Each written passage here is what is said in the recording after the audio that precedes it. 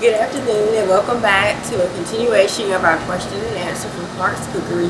This is part 3, and in this section we're going to discuss various utensils and some of our seasoning and sauces that we use.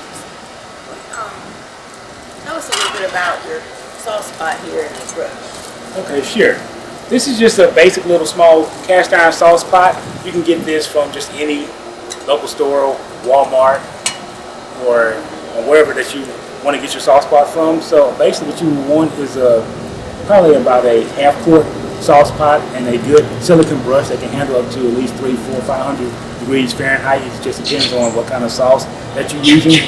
You can pick your favorite sauce, whether it would be your Caribbean beef sauce for, say, pork, chicken, lamb, beef, whatever that you want.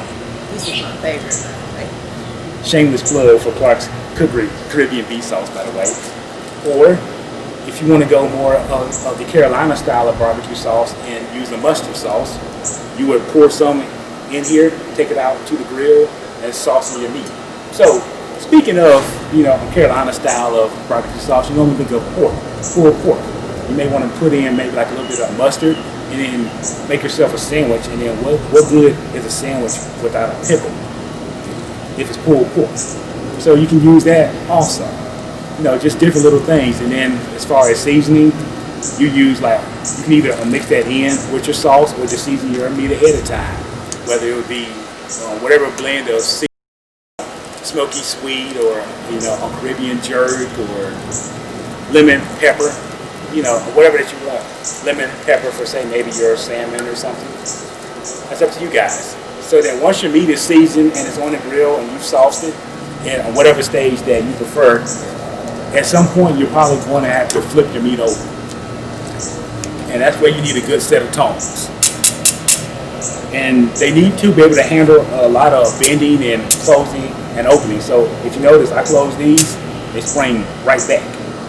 So that's what you look with a good set of tongs.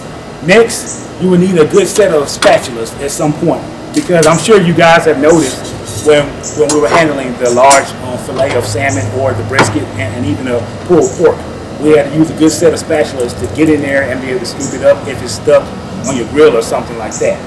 And you notice these spatulas, you can try to flex them and they really don't bend. This is just a good stainless steel set of spatulas. You get them from Walmart or wherever that you choose to shop. And this is just another spatula, like a longer handle one, but it's the same thing. It's very sturdy and you really can't bend it.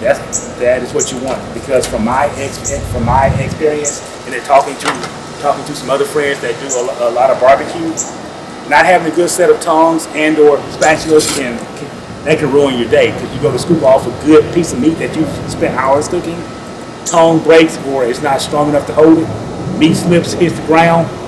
That's not a good day for you.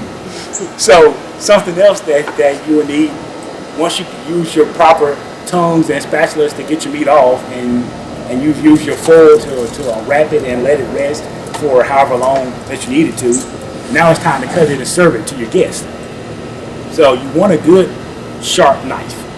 A dull knife will ruin your meat off, so you'll be sitting there hacking and sawing and it's not going to work. You want a good, solid, sharp-bladed knife.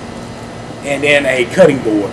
Some people try to cut it on a counter or different things. You don't want to do that. Just get yourself a cutting board.